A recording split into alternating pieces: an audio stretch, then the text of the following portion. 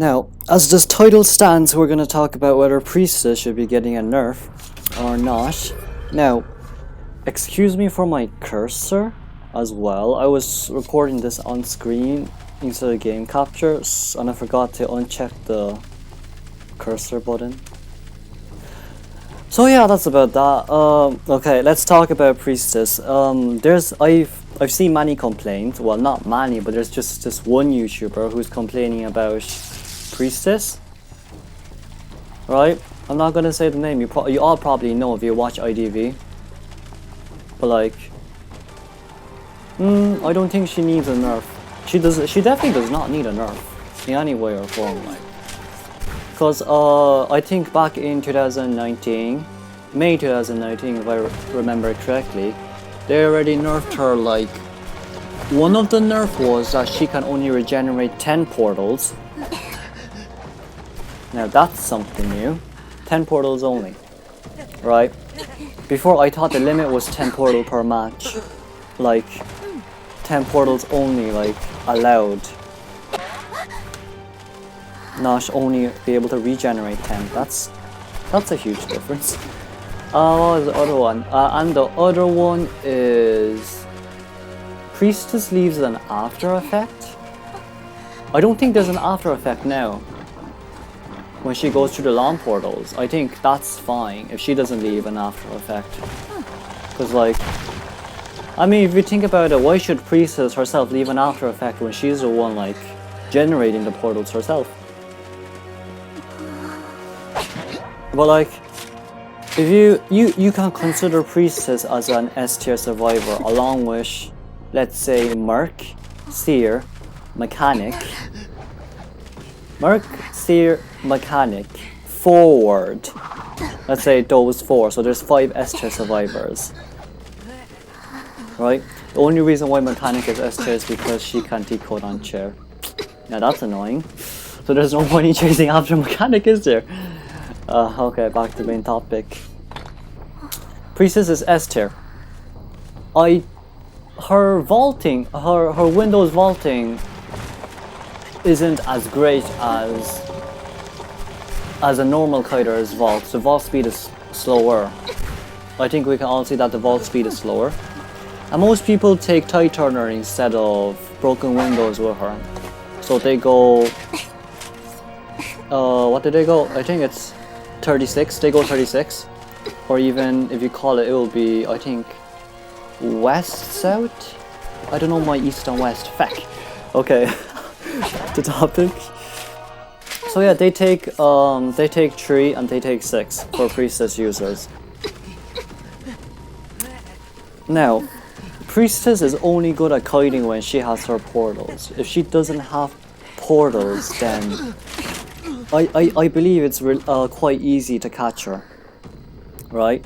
It definitely is quite easy to catch her if she has portals. If she doesn't have portals, excuse me. But then also, if we're seeing high tier hunter ranked, like the ones that the series, let's say, that I've been talking about, they catch priestesses quite well. Like, really well. They can still get a tie, they can still win the match. And it's really high tier survivor hunters. So, I mean, no, don't nerf Priestess. You don't have to nerf Priestess herself, just nerf like the ranked mode itself. Like, only limit to 1 character per game. Like, what I mean is, have only 1 Priestess per game instead of 2 Priestesses. Or even have only 1 mechanic per game instead of 2 mechanics. Right?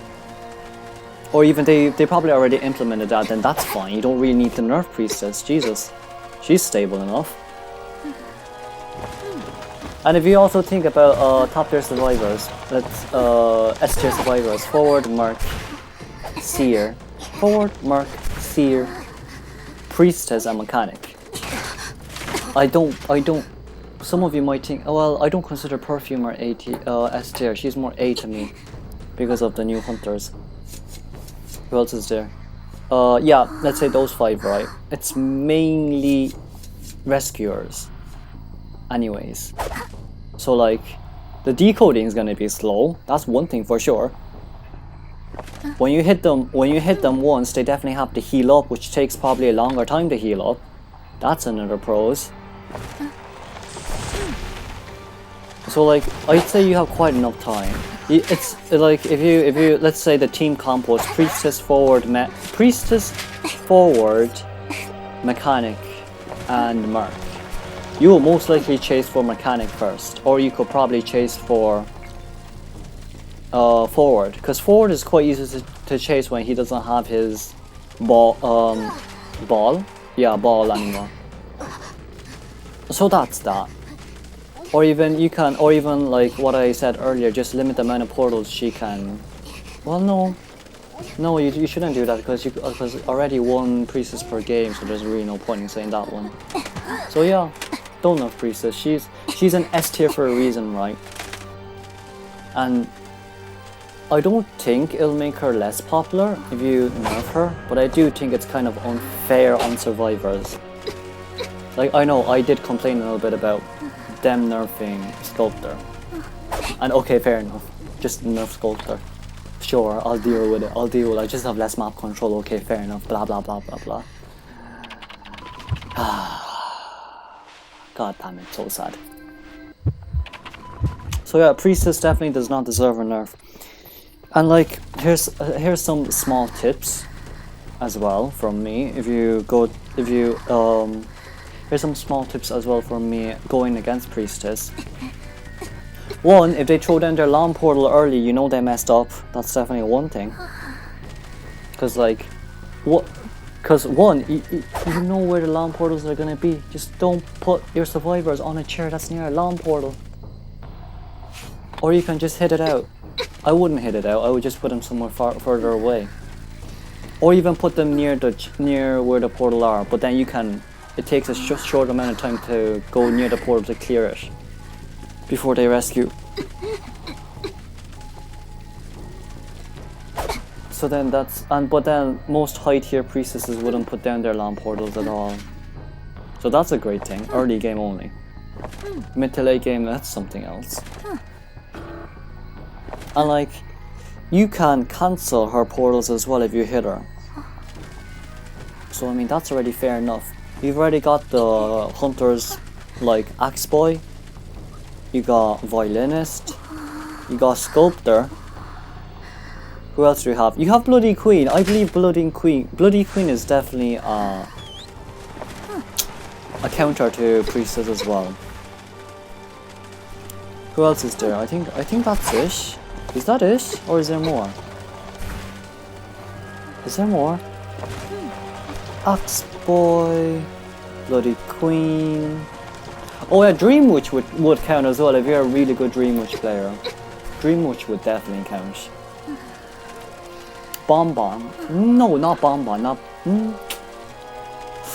Oh, Bonbon. You have to think about it, right? Whether you can explode your bombs before she uses the portals.